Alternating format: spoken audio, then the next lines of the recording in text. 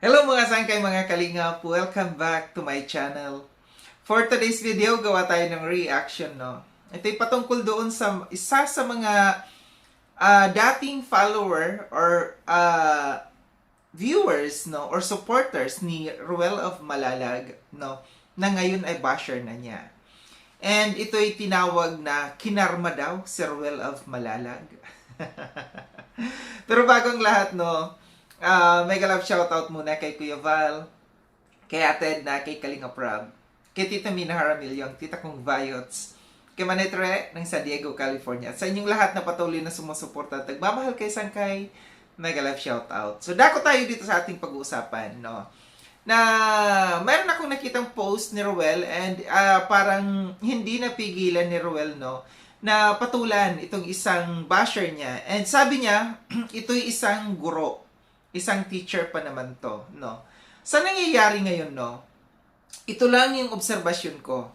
Yung dating magkasama, yung dating supporters, no, na naiisa sa Rochelle, ngayon nahati. Mayroong kumampi dito sa kay Rochelle, may kumampi dito kay Ruel, no? Ito yung masakit na part, no? Sa isang dating community, na dahil nagkahiwalay ang kanilang sinusuportahan, nagkahiwalay din. Nahati din ang kanilang mga ang kanilang mga viewers, ang kanilang supporters. Ngayon, mayroong mga nagbabash dito sa kay Ruel of Malalag and parang meron pa akong isang nakita, no, doon sa reaction video ni Maymay, no, na parang sa GC, supporters talaga ni Ruel of Malalag, pinag-uusapan doon si Ruel. And lumabas itong screenshots na ito, no, na sabi doon na ano daw, manluloko daw mga matubang. Ito yung sad part talaga, no, na dating minahal ninyo yung tao, tapos ngayon na hindi niyo na gusto, grabe na yung inyong yung pagbabash, no. Ganun, hindi lang naman ito, gayang sabi ko, hindi lang naman ito sa kay Ruel, no, kundi dito sa mga kumakapi dito sa kay Ruel, ganun din yung mga pagbabash dito sa kay Rachel, no. Andyan yung mga nababasa natin, no, na ang arte-arte na, akala mo kung sino ng mayaman na umasta, hindi titingnan kung saan siya galing, kung anong itsura niya dati, ngayon ang arte-arte, feeling sikat, feeling mayaman, kung umasta, akala mo kung sino. Ganyan yung mga nakikita natin sa kay Rachel, yung sa mga bashers sa kay Rachel. Dito naman sa mga sinasabing ito, no, kahit ako din, no, may napansin din akong pagbabago dito sa kay Rachel, no. Unlike before, nung na-scout siya ng Kalingap na kung iisipin natin, yung itsura ni Rachel noon, ibang-iba na ngayon. Siyempre, nag-level up na. Kasi nga, may mga sponsors na, may mga tumulong na. Andiyan yung kita natin yung pagbabago sa kanyang physical na kaanyuan, no, yung kanyang kutis nag-iba, yung kanyang mga kuko ang haba na, yung kanyang cellphone mamahalin na, dati wala. So may nabago talaga, may naiba. Pero kung ikukumpara natin dito sa kay Ruel, no, in terms of pagbabago, may nabago din, no, may nabago din sa kay Ruel, sa kanyang physical, no, na kaanyuan. Nga lang, hindi natin dito pinag-uusapan yung yung nabago na physical na kaanyuan. Ang pag-usapan natin dito, ang pinaka-importante dito, yung attitude, no. Ang attitude ay dapat pananatilihin kung ano ka noon. Dapat kahit nagbago na yung itsura mo ngayon, kahit may pera ka na ngayon, dapat ang attitude ay nandoon pa rin. So balik tayo dito sa sa ating pinag-uusapan na sinabihan si Ruel na karma, no? And ikwento ko lang sa inyo, no? Parang galing nga, may pinuntahan si na Ruel, no? And yung daan ay hindi simentado, puro putik talaga, no? Parang ang kanilang sasakyan ay nabalahaw, no? Na, anong tawag sa nabalahaw? Na, anong term, ibang term? Yung gulong lumubog doon sa putik na hindi sila makaalis doon. So, ganun ganun yung nabalahaw. Yun kasi ang alam ko eh. so, umalma dito si Ruel, no? Ito yung sagot dito ni Ruel, no? Hindi niya napigilan na na pumatol. Minsan kasi talaga sa mga bashers, kapatol-patol talaga ang mga bashers. Kahit ako, pumapatol din talaga ako paminsan-minsan. Ito yung sabi ni Ruel dito. Sasabihin karma ang nangyari sa amin dahil sa palaging subsob sa putikan. Hindi po ganyan dapat magsalita ang professional teacher. Hindi ko po nilalahat ng mga teachers. Open close parenthesis. Be mindful and choose understanding over impulse. Cheer. Taas po ang respeto ko sa iyo. Pero hindi ko matatanggap na ang isang aksidente o hindi inaasahang pangyayari ay tawaging karma. Mas pipiliin kong maniwala na ang dignidad ay mas mahalaga kaysa opinyon, no? So, ito nga yun, no, yung nangyari dito nga. Parang kilala ito ni Ruel, no? Kilala ito ni Ruel kasi sabi niya, isang professional teacher ito na nagtawag sa kanya, nagsabi sa kanya na karma, no?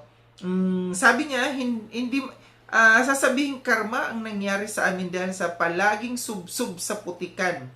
Hindi po ganyan magsalita ang professional teacher. Yun nga yun, no, kasi yung kanilang sasakyan, yun nga nabalahaw, no, dahil nga sobrang putik. So siguro galing ito sa pag-charity si Ruel, no, na nakita, no, nag-post yata ito ng picture si Ruel. So bilang isang professional teacher, since nakilala yata ito ni Ruel, no, kasi kilala niya, so bilang isang professional, no, maging professional tayo sa social media, lalo't lalo na kung tayo ay may pinanghahawakan. Kasi nasabi ko na ito noon pa, na ang isang mga guro ay isang ehemplo, hindi lamang sa loob ng eskwelahan, kundi sa labas din, no, magpakita na isang karespeto yung isang guro kahit nasa loob at nasa labas. Meron kasing ano dyan ni batas para sa kanila. And dito sa comment section nag-post din, nag-comment din si Ruel, no. Sabi niya, reminders para baka nakakalimutan po niya, no. Ito yung mga code of ethics sa mga teachers. Sabi niya, code of ethics for professional teachers under Republic Act number 7836. Article 3, the teacher and the community. A teacher shall uphold the dignity and reputation of individuals. A teacher must avoid actions or statements that could damage the honor of standing of others. Ito yung sinasabi ko, no, nabasa ko na rin ito noon, no, na ang mga teachers, no, ay dapat maging maingat sa kanilang mga binibitawang salita, no, dahil merong code of ethics sa inyo. Article 11, the teacher as a teacher is expected to maintain high standards of moral and professional conduct of all times. Ito yun, napaka-importante ito. A teacher should be mindful of words and actions as they serve as role models in the community. Agoy. Ito lang masasabi ko, no, sa mga professionals, sa mga teachers, no, maging maingat kayo. Kasi merong code of ethics kayo, no, para sa inyo na dapat talaga yung karespeto kayo. Paano kayo irerespeto kung kayo ay nandito sa social media nakikipagbardagulan, no? And tapos malalaman ng community, ng mga estudyante mo, ng mga magulang ng estudyante mo, no, na nandito ka nakikipagbardagulan.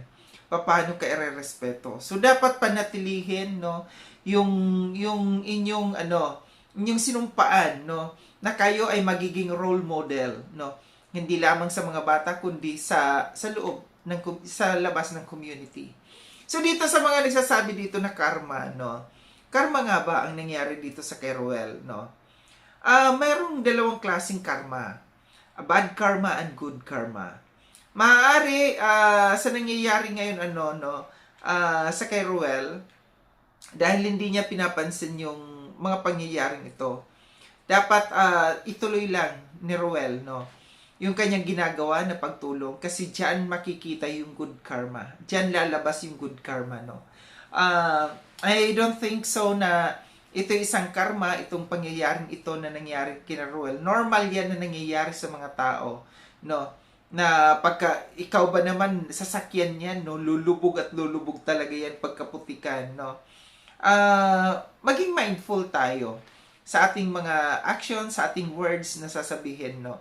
And para bagang ang nangyayari kasi dito, no, yung grupo, no, ng kabilang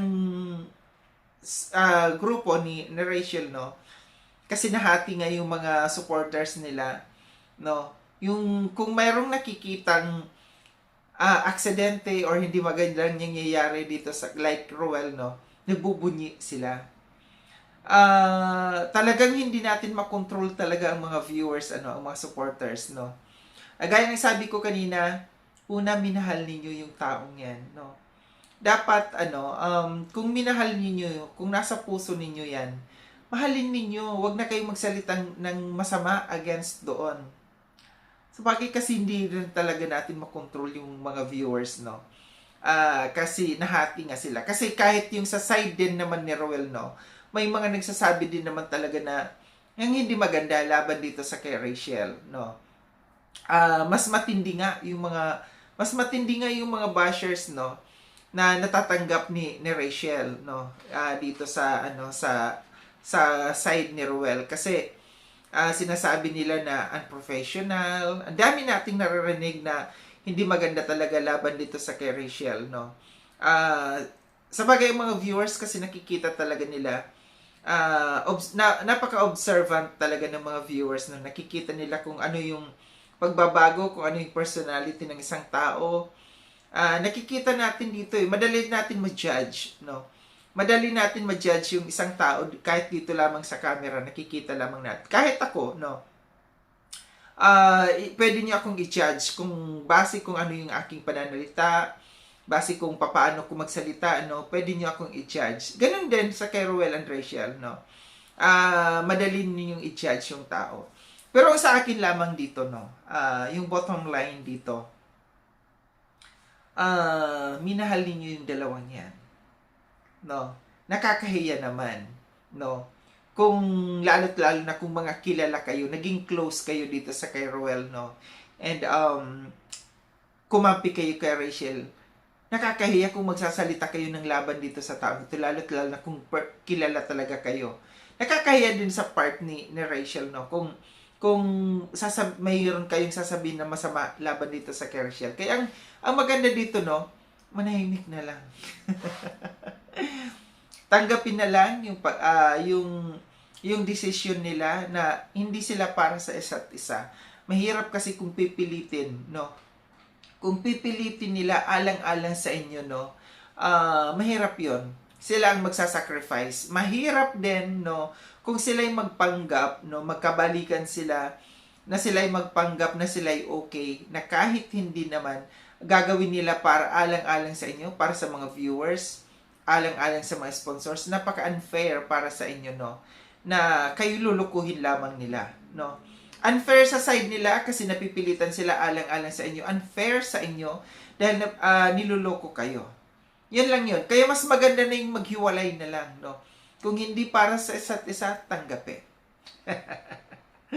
Muli, maraming salamat mga sangkay no sa panonood. Sa mga hindi pa nakapag-subscribe kay Sangkay Lone, subscribe din po ako. Click yung notification bell para updated kayo sa lahat ng mga videos na aking gagawin.